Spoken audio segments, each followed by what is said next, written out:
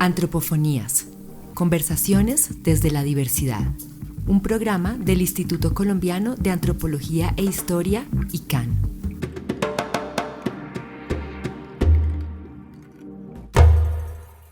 Hola gente, bienvenidos a Antropofonías, el programa radial y el podcast del Instituto Colombiano de Antropología e Historia. Hoy vamos a conversar sobre unas elecciones fundamentales en la historia de Colombia, las elecciones de 1946, que quizás justo en esta época nos permite aproximarnos a una cultura política y en general a unas prácticas de las élites políticas bogotanas, quienes desde hace más de 70 años han consolidado una solidaridad de cuerpo que prevalece incluso sobre lo ideológico o la doctrina. Hola Luisa, ¿por qué fueron tan importantes estas elecciones? Hola Vladimir.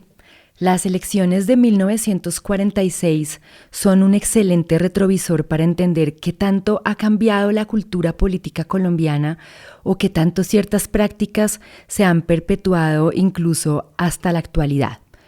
La de 1946 fue una campaña de guerra sucia, oscurecida por noticias falsas, confabulaciones y hasta ataques racistas. Para hablar de esto, les presento a Olga González, nuestra invitada. Olga es politóloga, socióloga e historiadora y el año pasado publicó un libro, El presidente que no fue, sobre la historia olvidada de Gabriel Turbay. Hoy lo mencionaremos sin duda en esta entrevista. Este es un trabajo que todavía sigue dando de qué hablar, no solo porque ha trascendido el ámbito académico, sino porque nos ha mostrado la crudeza de la política en los años 40. Olga, ¿cómo estás? Qué bueno estar contigo. Bueno, muy contenta también de estar aquí en este programa de ustedes. Olga, como primera medida quisiera que nos situáramos en 1946, cómo era el escenario político, cuáles eran los protagonistas, y no sé si sea posible definirlo en términos de izquierda, derecha o centro para hacerlo un poco más legible en esa alineación inicial de los actores implicados. Sí, claro. Bueno, básicamente en esa primera mitad del siglo XX había dos grandes partidos que dominaban la escena, que eran el Partido Liberal y el Partido Conservador. Y cada uno de estos partidos tenía tendencias. Había un ala izquierda en el Partido Liberal y había un ala más derechosa incluso del Partido Conservador.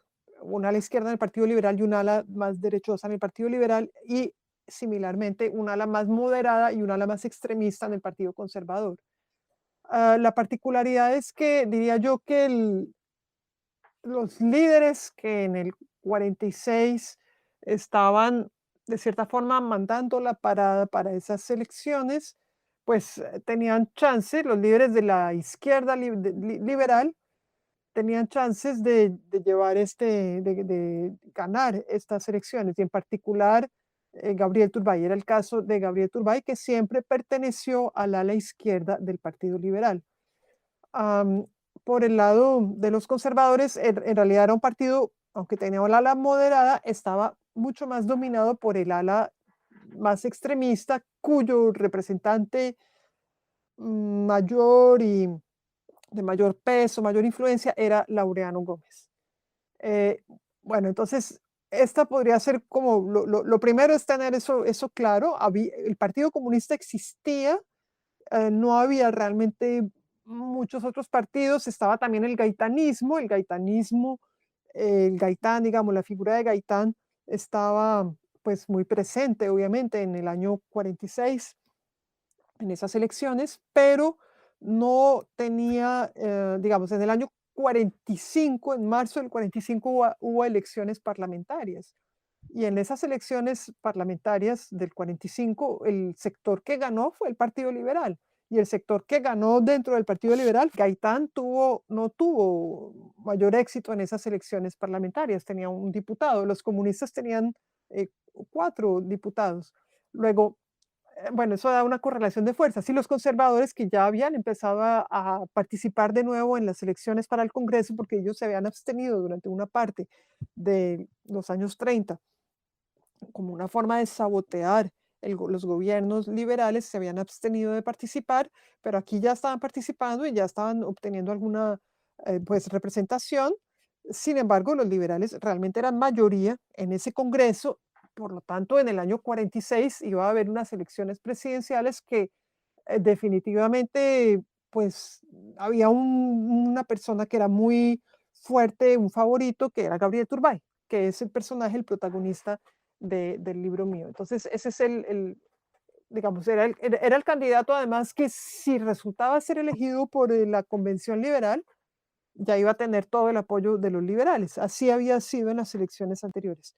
Luego, prácticamente era casi seguro que iba a ser el presidente, si se cumplían con estos requisitos y estas condiciones que las tuvo, porque ganó la convención liberal. Entonces, lo paradójico es que pese a que todo estaba así, no fue elegido presidente y el libro lo que cuenta es por qué no fue elegido presidente, qué fue lo que pasó ahí, cuál fue la confabulación, qué fue cómo se desarrolló el asunto. Pero también estábamos en un contexto político con un gobierno que estaba desprestigiado, y ese fue el gobierno de Alfonso López Pumarejo. ¿Podrías contarnos un poco sobre ese segundo gobierno y de paso explicar esas diferencias entre ese primer gobierno de López Pumarejo y el segundo, que de hecho resulta bastante importante para entender este contexto? Sí, el segundo gobierno de López Pumarejo fue un gobierno muy accidentado, pues rodeado de escándalos, de renuncias también. López Pumarejo renunció 3 veces a la presidencia, fue reemplazado por Darío Echandía, por Alberto Lleras. Fue un gobierno que no tuvo nada que ver con el primer gobierno. El segundo gobierno se extiende desde el 42 al 46, pero en realidad López deja el poder ya en el 45 y es nombrado presidente Alberto Lleras Camargo por un año más, el último año pues, de ese gobierno. El primer gobierno de López Pumarejo fue del 34 al 38. Y ese sí fue un gobierno realmente de ruptura, de grandes cambios, de reforma constitucional, bueno, una cantidad de cambios a favor de la democracia, de la ampliación de los derechos ciudadanos, que fueron muy importantes, inversión en educación, cultura, leyes de tributación, en fin, una serie de asuntos que rompieron realmente con lo que se venía haciendo desde los años, pues desde antes, porque digamos, el gobierno de Olaya Herrera que le antecedió también fue un gobierno de ruptura, pero el gobierno de López Pumarejo, el primero, fue un gobierno muy, muy radical. Pero el segundo gobierno de López Pumarejo realmente sí fue muy accidentado y pese a que tenía aún el apoyo de los sindicatos, tenía el apoyo particularmente de la CTC, Confederación de Trabajadores de Colombia, no tenía ya la misma aura ni el mismo prestigio, ni estaba tampoco realmente haciendo grandes transformaciones tan importantes como las del primer gobierno. En su segundo gobierno se empieza a acercar a los gremios que estaban cogiendo muchísimo poder en Colombia, y empieza pues a darles cada vez mayor importancia y los empieza a nombrar realmente en cargos y prácticamente empiezan a hacer gobiernos ya más de compromiso con estos grandes gremios que durante el primer gobierno no tuvieron ese margen de maniobra. Quisiera preguntarte ahora cuál es la relación de ese gobierno con los candidatos que se estaban presentando en esas elecciones de 1946, porque seguramente eso va a marcar las distancias, las alianzas y todo lo que se Como empieza a jugar allí. lo dije hace un momento, el mecanismo para elegir al candidato liberal era la convención. Había una convención a la que iban parlamentarios, delegados de todo el país y votaban en esa convención y escogían a su candidato. Obviamente tenía que haber candidatos. ¿Cuáles eran los candidatos? El candidato de López era Darío Echandía. El candidato de la mayoría de los liberales se llamaba Gabriel Turbay. Gabriel Turbay ganó por más de 2/3 partes de la votación. Luego fue realmente ungido y normalmente debía tener, por lo tanto, todo el apoyo inmediato de tanto de López Pumarejo como de los demás, de los perdedores, porque era la regla que se había concertado. Sin embargo, no fue así. eso fue lo que, digamos, le empezó a dañar el paso a Gabriel Turbay, el paso seguro y sólido que tenía hacia la presidencia. Y es que López Pumarejo no quería que Gabriel Turbay llegara a la presidencia, no lo quería y que hubiera preferido cualquier otra fórmula, hubiera preferido poner a un amigo de él, como era Carlos Sanz de Santa María, o de repente poner eh, a alguien que los conservadores escogieran, qué sé yo, Luis López de Mesa, Antonio Rocha o no sé, algún otro.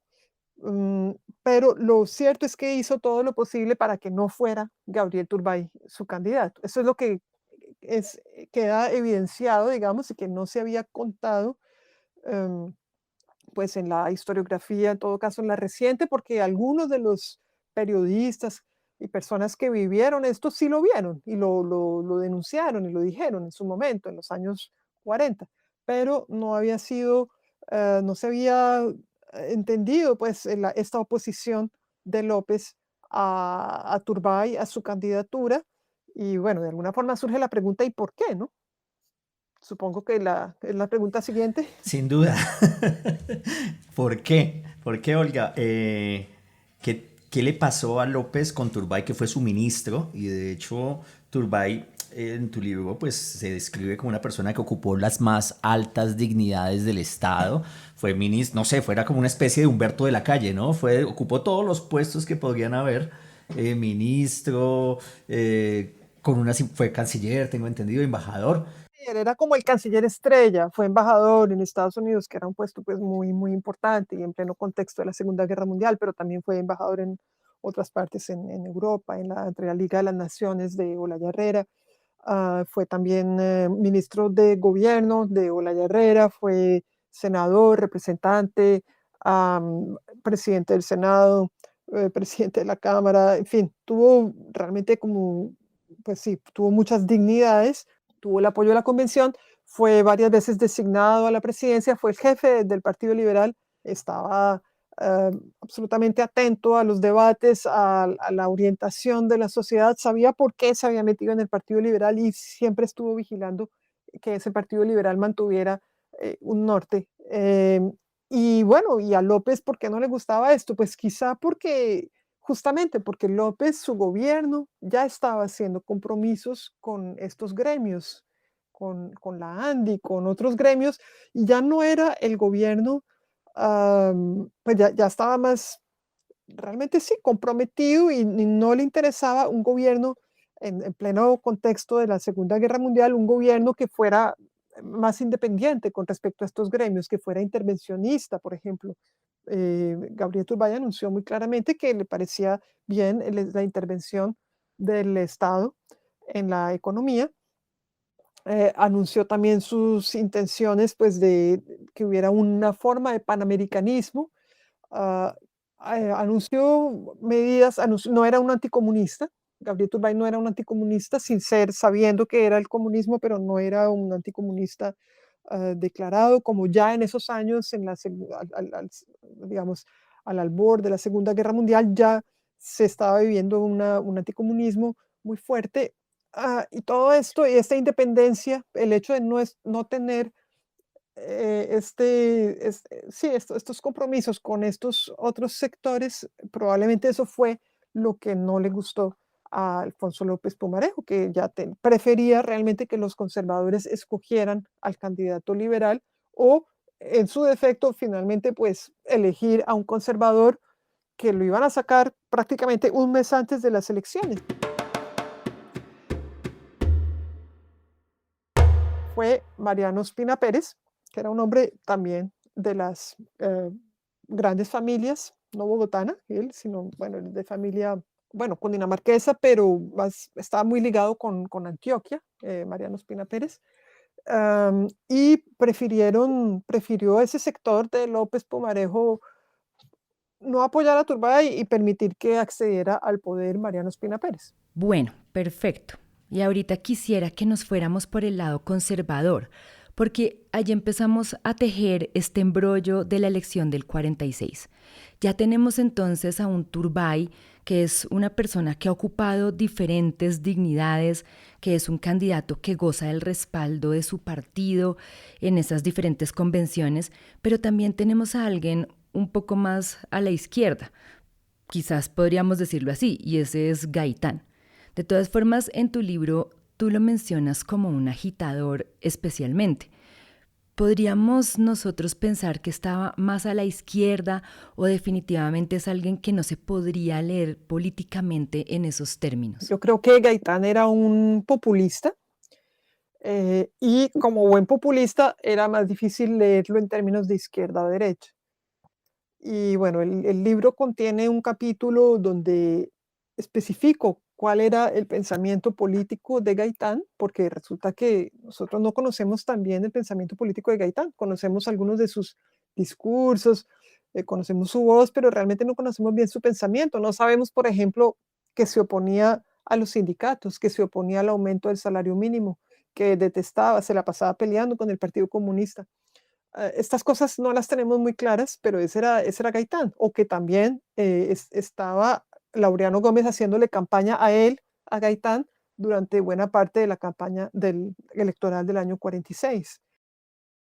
Esto que menciona Olga no son opiniones, son noticias de prensa que ella tuvo el cuidado de incorporarlas en el libro, ¿no? Es decir, ese tipo de mensajes son explícitos en la prensa y en los documentos de ese Claro, no, no, estas momento, no ¿no? son opiniones mías, no me estoy inventando nada y está, es decir, la gente de sus contemporáneos lo tenían bastante claro. Los sindicatos tenían perfectamente claro, la CTC tenía perfectamente claro que Gaitán era, o sea, era un enemigo de ellos o del Partido Comunista, se daban duros, o sea, se daban, físicamente se golpeaban. Y eso está muy claro en la prensa gaitanista, en jornada, en los debates en el Congreso, por ejemplo, cuando va a haber un congreso sindical, Hernán Ibarra, que es el congresista gaitanista, se opone a que haya una ayuda para ese congreso. Siempre la había. Y el gaitanista es el que se opone a que haya un estipendio para apoyar ese congreso sindical. Era permanente, o hay unas huelgas en varios momentos que Gaitán no quiere apoyar. Entonces, bueno, y creo que son aspectos en los que hay que profundizar y salir un poco de la imagen idealizada y también idealizada, mitificada, pero también por desconocimiento de Gaitán. Gaitán fue también un gran orador, sin duda, y fue un agitador y fue un hombre que supo, am, digamos, lograr que la gente y los hombres particularmente se identificaran con él por su forma de hablar, pero políticamente su pensamiento sí tenía pues todos estos atavismos. ¿Podrías ahora ampliarnos un poco ese, no sé si llamarle apoyo, pero por lo menos alguna manifestación que hizo Laureano Gómez, que era el líder de la derecha extrema en ese momento, para apoyar a Gaitán? Esto en el caso, y tengo entendido que así fue, en que tuviera que escoger entre Gaitán y Turbay. ¿Entendí bien? Bueno, no, Laureano nunca iba a votar, o sea, Laureano no quería tener nada que ver con Turbay, jamás iba a apoyar a Turbay, Laureano, ni el conservatismo. Uno podría suponer que tampoco iba a apoyar a Gaitán, sino que sencillamente los conservadores se iban a abstener, pero en esa votación, es decir, que si iba a haber, si la campaña iba a ser entre Gaitán y Turbay, pues que decían los liberales, eso hubiera podido ser una posición de los conservadores, pero en realidad no fue así.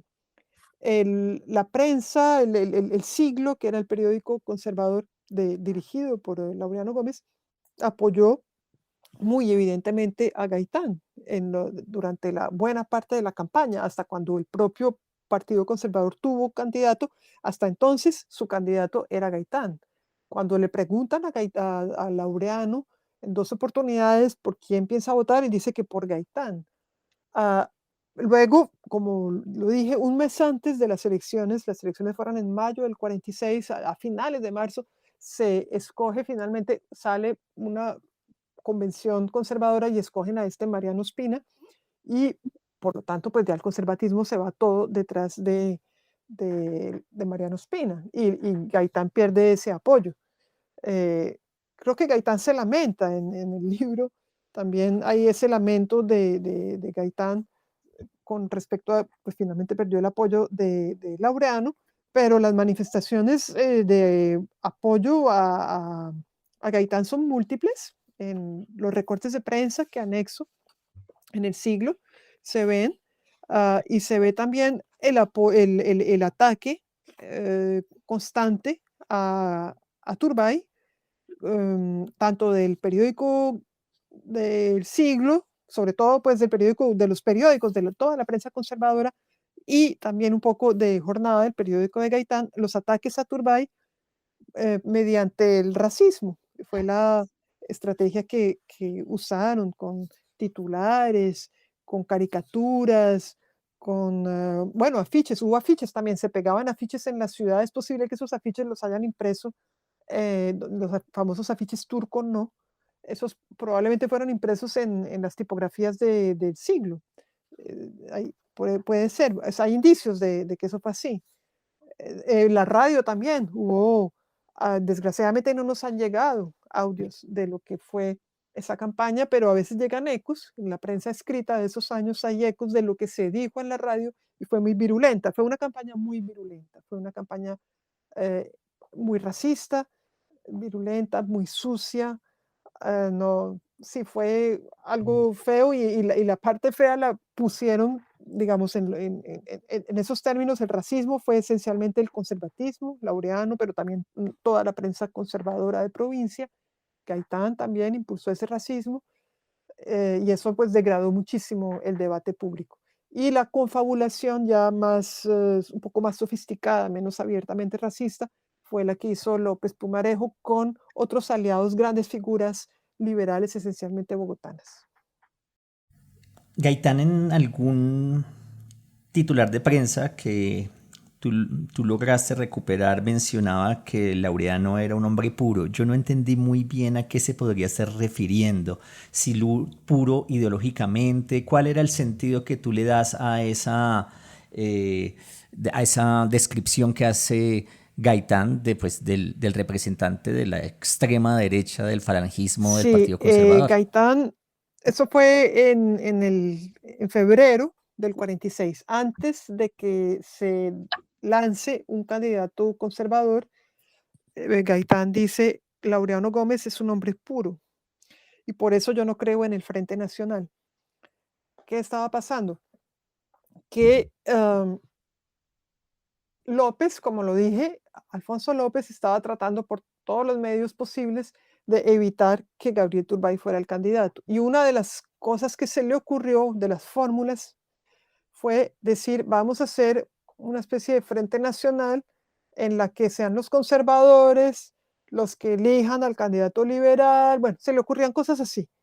Y como Gaitán estaba tan seguro del apoyo de Laureano, pues salió con ese tipo de frases. Laureano es un hombre puro, luego no se va a prestar para el juego de López, es lo que quiere decir ese tipo de frases. Olga, otra cosa que lo hace a uno alucinar leyendo tu libro es la decisión de las élites liberales bogotanas de desconocer las decisiones de la convención que había elegido a Turbay como el candidato legítimo y estaban proponiendo que fuera un conservador moderado. Es de alguna forma sorprendente que haya tantos puntos en común con la historia contemporánea de cómo el conservadurismo prefiere elegir un candidato conservador moderado y en este caso pues ya tú nos contarás de qué se trató. Pero ¿cómo es que el candidato del Partido Liberal lo eligen los conservadores? Esto definitivamente parece un rompecabezas de muchas piezas. ¿Podrías contarnos un poco más sobre esto? Sí, es eso, realmente todo es parte de las estrategias de Alfonso López Pumarejo, secundado por algunos que fueron muy cercanos bueno, por unos muy cercanos a él, Alberto Lleras, empezando por Alberto Lleras, probablemente Carlos Lleras, Eduardo Santos también probablemente, Luis López de Mesa, otros varios hombres liberales están en este tipo de asuntos, y otros que se han acercado a Gaitán, un poco por el racismo. Ahí los que se acercan a Gaitán, que es lo que yo muestro, son por ejemplo Armando Solano, pero es el racismo un poco lo que los acerca, o el mismo Caballero Calderón, Eduardo Caballero Calderón, por una visión racista pero indigenista, digamos. Son como que una especie de racismo neoindigenista, eh, o sea, ellos como reivindicando a la raza indígena y por lo tanto el turco no puede estar de nuestro lado, el turco siendo Turbay, porque no nació en Colombia, no tiene sangre colombiana, mientras que nosotros somos la raza indígena, algo así dicen ellos. Entonces se entroncan con Gaitán, que Gaitán viene de una especie como de pseudo-indigenismo, medio copiado un poco de lo que estaba viendo en México, pero un poco groseramente y también con categorías raciales muy, muy fuertes. Hay que ver los juicios de juicios penales en los que participa Gaitán. Uno ve la argumentación de Gaitán muchas veces es de tipo racista, racial y racista, para defender a un incriminado. Él dice, no, es que este tiene sangre judía, entonces es por eso que es un asesino y porque tiene la oreja torcida, entonces se nota que tiene ascendencia negra y por eso es un asesino, entonces hay que disculparlo un poco. Cosas así, este tipo digamos, de concepciones que tenían ellos de la raza los acerca. Y para responder de nuevo a la pregunta, López, por otros motivos, yo pienso más de intereses de clase y de intereses de negocios, se opone a Turbay. Mejor dicho, a Turbay, en últimas, todo confluye para que ningún sector, salvo ¿quiénes? Los delegados, muchos pueblos liberales, el pueblo liberal, los dirigentes liberales. Es decir, Turbay, recordemos, le ganó a Gaitán en esas elecciones y Turbay le ganó a Gaitán en muchas zonas de Colombia, aparte de Bogotá. Le ganó en Caldas, le ganó en Nariño, le ganó en Antioquia, le ganó obviamente en los Santanderes, en Boyacá. Entonces, había un pueblo liberal que quería a este candidato, pero el boicoteo de López Pumarejo y los ataques de tipo racista, pues lograron realmente dañarle esa presidencia. Hubo también en esa campaña una explosión de guerra sucia, como tú lo has manifestado, de fake news, como podríamos decir hoy, y hablabas de una noticia que recibió Eduardo Santos habiendo visto a Turbay desembarcando en Barranquilla, lo cual le quitaba la nacionalidad por nacimiento. ¿Cómo fue eso, Olga? Para que podamos entender la magnitud de las noticias falsas que también en ese año 46 se estaban dando. No es una Bueno, cosa pero eso creo que fue totalmente un nueva. telegrama que él guardaba, es decir, no alcanzó a ser una noticia que dio Eduardo Santos. En el tiempo era manejado por García Peña, y el tiempo fue correcto, no hizo campaña racista contra Gabriel Turbay. El propietario era Eduardo Santos, el editor era García Peña, Roberto García Peña, y fue bastante correcto. Incluso la prensa liberal, la prensa de Alfonso López Pumarejo, no fue realmente abiertamente racista. Los abiertamente racistas fueron la prensa conservadora prácticamente toda y Jornada. Esa era más bien cosas que guardaba Santos en su archivo por si acaso, y eran cosas que decía Gaitán abiertamente. Gaitán decía ese tipo de asuntos abiertamente, es que este Turbay no sabemos dónde nació, no sé qué. Bueno, Turbay había nacido en Bucaramanga en 1901, pero lo tenía, ese telegrama, esa carta la tenía Santos guardada por si acaso, ¿no? De alguien que le estaba contando eso. Pero sí, fue una cosa sucia. Hubo, realmente sí, no es nuevo. Los bulos, las fake news, la guerra sucia, todo eso no es nuevo. Y es bueno tomar conciencia de lo que nos ha quedado de esa cultura política sucia, sectaria, lo que nos ha quedado.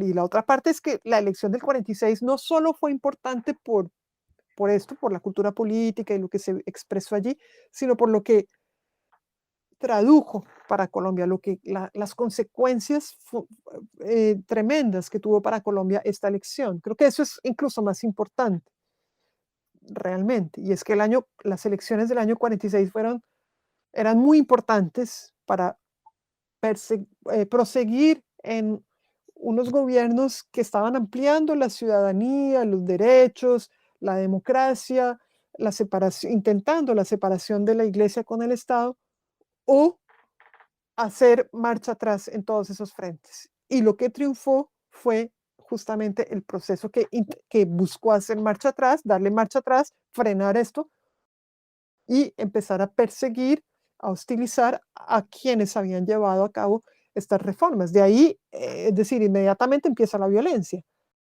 Inicialmente el Partido Comunista apoyó a Gabriel Turbay en esas elecciones, como la mayoría del Partido Liberal. Cuando sube Mariano Ospina y cuando suben los conservadores y empiezan a violentar, a ejercer violencia contra los liberales, muchos de estos empiezan a volverse un reducto de resistencia. Los liberales tienen que resistir y los comunistas también van a empezar a resistir. Y de hecho, ahí nacen las guerrillas liberales, que entre otras, bueno, Carlos Lleras las impulsó en ese momento. Ya estamos hablando después de la muerte de Gaitán. Es decir, toda esta historia del 46, lo que pasó en el 46, tiene mucho que ver con lo que sucedió en Colombia en los años siguientes, con el desarrollo y el desencadenamiento tan intenso y tan terrible de la violencia. Tú mencionas la idea de un frente nacional que se estaba esbozando dentro de estas élites liberales. Y a mí me sorprende que se hable de Frente Nacional con anterioridad al 9 de abril, porque siempre en la historia convencional hemos pensado que el Frente Nacional fue un acuerdo político posterior a la llamada época de la violencia. Pero tú encuentras que la idea de ese Frente Nacional, al menos con ese nombre, es anterior a esto. Entonces, por lo que nos cuentas, pareciera que era ya la idea de ciertos sectores de la oligarquía antes del 9 de abril, que ya se estaba contemplando esa repartición alternada del poder entre liberales y conservadores. Sí, la jugada de Alfonso López Pumarejo, que la llevó a cabo, fue, en efecto, permitir que accediera un conservador al poder. Y antes de eso había propuesto, como lo he dicho ya varias veces, que un conservador eligiera al candidato liberal, propusiera quién fuera el candidato liberal y los liberales votaran por él. Y esa idea del Frente Nacional es también de Alfonso López Pumarejo, pero no son ideas que surgen pues de una voluntad del pueblo para que haya una concordia. No, es una cosa que se le ocurre a unas élites, casi que a gente que se cuenta con los dedos de una mano. Y realmente Alfonso López Pumarejo ahí tiene la gran responsabilidad. Para arreglémonos entre nosotros y excluir a este en este caso era Turbay, que no lo queremos, a Gaitán tampoco lo querían, porque Gaitán fue el otro candidato, tampoco lo querían, entonces más bien arreglémonos entre nosotros, en efecto. Esa fue la jugada, y esa fue la jugada que se hizo después, digamos, después de, no el 9 de abril, sino después de la llegada de Rojas Pinilla, ya en otro contexto, ¿no? Digamos, cuando se ha desencadenado esa violencia tan grande, entonces en el 53 se le pide a otro, que viene siendo aquí un militar, que asuma el poder, y ya después cuando ya empieza a cerrar la prensa y a exagerar en la violación de derechos humanos, entonces se le hace también, se le busca la forma de hacerlo salir y se convoca a un Frente Nacional. ¿Quién convoca a ese Frente Nacional? ¿Quién se inventa esa segunda fórmula? Alberto Lleras y Laureano Gómez. Son ellos los que se inventan esa fórmula. Siempre son los mismos personajes. Alberto Lleras, que era el protegido de Alfonso López, y Laureano Gómez, que en todo este periodo fue el político más violento y dañino, digamos, con el que tuvieron ellos que componer, le dieron demasiado margen, le dieron espacio, y en últimas, pues termina así, instalando sus fórmulas. Así fue. Sí, además, al escucharte y al leerte, vemos una cantidad de apellidos que se repiten. Vale decir, y tú lo señalas siempre, o siempre lo señalaba en diferentes entrevistas y cuando hablamos contigo, que este Turbay del cual estamos hablando no tiene nada que ver con Turbay Ayala ni con Turbay hijo. Sin embargo, tenemos los López, tenemos los Santos. Y allí es en esos conflictos que los Lleras, etcétera. Laureano Gómez acaba de ingresar al Congreso, acaba de ser elegido un nieto de Laureano Gómez al Congreso también. Estaba Mendoza, de Plinio Pililla Mendoza. O sea, es decir, son las mismas élites que tenemos nosotros en este momento, ¿no? El papá de Plinio Puleyo. También tenemos a Eduardo Santos. Eduardo Santos forma parte de esta oligarquía, pero estaba un poco diferenciado por una contradicción que tenía Bueno, con ellos no López se Pumarejo, querían ¿es así? personalmente, pero decir, igual la posición que tiene Santos en el año 46 no es muy firme con respecto a Turbay. Santos fue un hombre que fue muy cercano a Turbay, es decir, digamos, Turbay le fue muy útil, para decirlo más sencillamente. Ok. Turbay, él necesitaba a Turbay, lo necesitó en varios momentos y ahí estuvo Turbay ah, para que él pudiera, qué sé yo, entre manejar la política exterior, fue uno de los baluartes para el manejo de la política o para dirigir el Partido Liberal, estas cosas. Y en el 46, pues hubiera podido apoyarlo firmemente, pero no fue tan firme. Al final lo apoyó. En últimas, López nunca apoyó a Turbay en el 46 y varios otros liberales no. En últimas, Santos sí lo apoyó al final, pero pues ya era un poco tardío, digamos, ese apoyo. Ya entre los dos, entre Santos y López, sí, había diferencias de personalidad, diferencias de estilos, am, pero pues cuando se trataba, eh, en últimas, por ejemplo, López en un momento dado le ofrece a Eduardo Santos ser presidente en esta coyuntura del 46. Todo menos Gaitán, Sí, todo era menos todo menos Turbay. Turbay, pues siendo, y ahí es cuando Santos dice, no, no vamos a dividir por tres lo que ya está dividido en dos, o sea, ahí sí que es, entonces dice que no, pero sí, esa es la idea, que todo menos Turbay, porque Turbay hubiera podido permitir seguir por un sendero en que el Partido Liberal existe, un Partido Liberal de izquierda, haciendo una cantidad de innovaciones y persiguiendo la labor, y eso ya no lo querían estas élites liberales.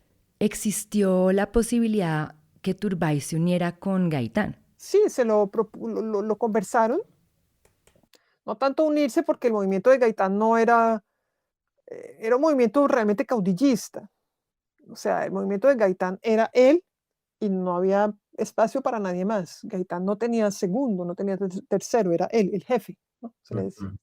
Pero hubiera podido perfectamente ellos dos llegar a un acuerdo. Hubieran decidido, o sea, lo intentaron, de hecho lo intentaron y esto también fue saboteado por López, por Armando Solano, por estos personajes cercanos, hicieron todo para que no se dieran, no llegaran a buen término esas conversaciones.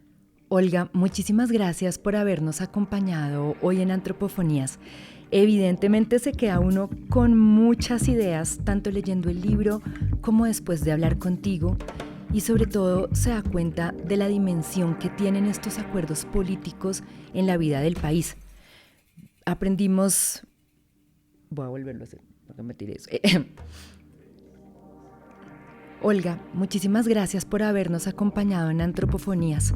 Evidentemente se queda uno con muchas ideas, tanto leyendo el libro como después de hablar contigo, y sobre todo se da cuenta de la dimensión que tienen estos acuerdos políticos en la vida del país.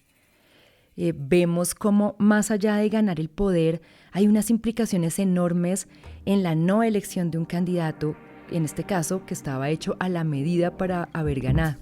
Y finalmente nos ayudas a entender que el país toma un giro que nos hace hacernos la pregunta ¿qué hubiera sido distinto si algo hubiera cambiado en esa elección del 46? Muchísimas gracias y bueno, no sé qué decir, lo has resumido perfectamente. No sabemos, pero hubiera sido diferente.